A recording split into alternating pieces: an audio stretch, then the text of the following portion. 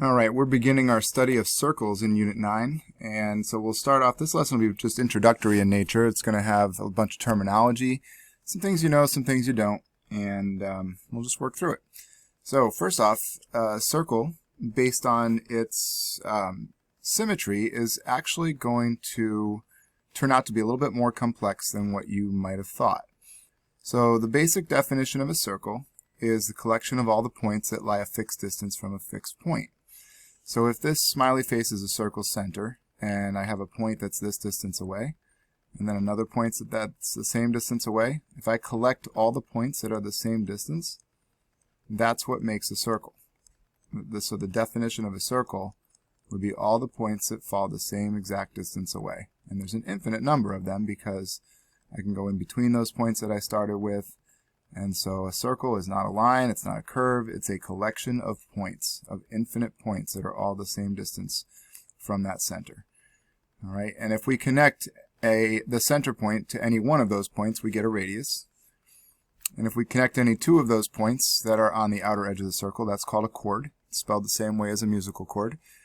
And a diameter would be considered a special kind of chord that passes from one point on the circle through the center to another point. There are infinite chords in a circle. There are infinite diameters in a circle. They just have to meet that definition. All right, so in exercise 1, circles are denoted by their center. So if I say circle A, I'm talking about a circle that has a center point A. And when I say on the circle, a point is on the circle if it's on the circle's edge. So not inside, not outside, but right on that edge. So points B, C, and D are all on the edge of this circle. 3 segments that represent radii, you need to start at the center and go out to a point. So AD, AB, AC. Those would all be examples of radii in this circle.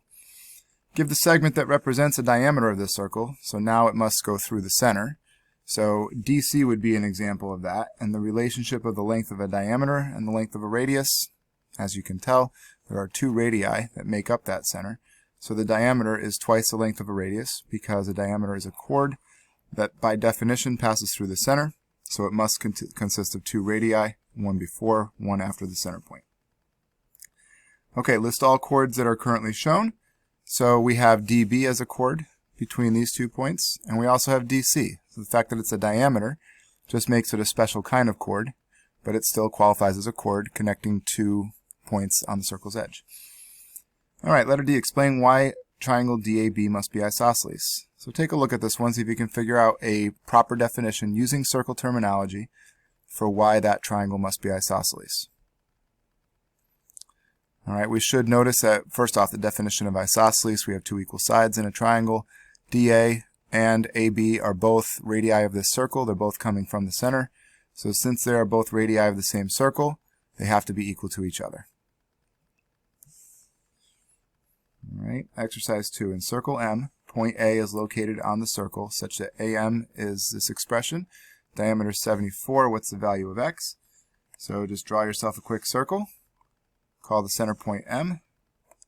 And we'll be able to figure this out. So there's M. Point A is located on the circle, so you can put it anywhere you want. Connect those 2 points. And that segment AM is 2x plus 7. It's telling me the diameter is 74. So I have 2 choices here. I can either take that diameter and turn it into a radius by cutting it in half, then set it equal to this segment since that is a radius, or I can double this radius and set it equal to the diameter. You have your choice. I chose to double it, and then I divided it by 2 anyway, so you end up with the same thing. Subtract the 7, divide the 2. So fairly easy equation when it involves a diameter or a radius. All right, next page, exercise 3. Oh, actually the text above. When 2 different points lie on a circle, they will divide the circle into 2 distinct portions. Those are called arcs, and arcs are named by their endpoints with one little bit of complication. So if I go from D and travel along the circle's edge to A, that's called arc DA, or you could reverse it and call it arc AD. That would be considered a minor arc. All right, a minor arc is an arc that travels less than half the circle's edge. If I go from A to B, that's also a minor arc because it's still less than a semicircle. So that would be called arc AB or arc BA. If I were to pass from A through B and go to C, now that arc is considered a major arc because it's traveling through more than just a semicircle from A through B to C. Could also say arc DAB, that would be a semicircle. Arc DAC, that would be a major arc because it's going through more than a semicircle. So we have different ways of naming arcs.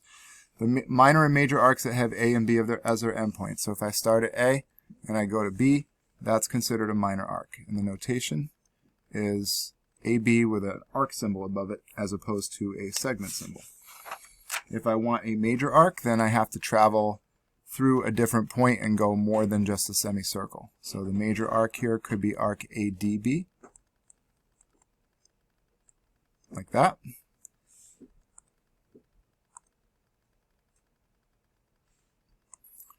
So as long as we travel through another point, we are considering that a major arc. Major and minor arcs that have A and C as their endpoints, so AC itself would be a minor arc. Pen here, so AC with an arc symbol. And a major arc needs to begin and end at C, but it needs to go through a point so that it travels more than half the circle. So ABC would qualify. And that major arc gets 3 letters as well. Alright, so arcs are going to play a very important role in our study of circles. Their physical length can be determined, but their measure is expressed in degrees. It represents how many of the 360-degree rotation involved in a circle that arc represents. So we have to first define a central angle of a circle. And the central angle of a circle is an angle that has the center of the circle as its vertex.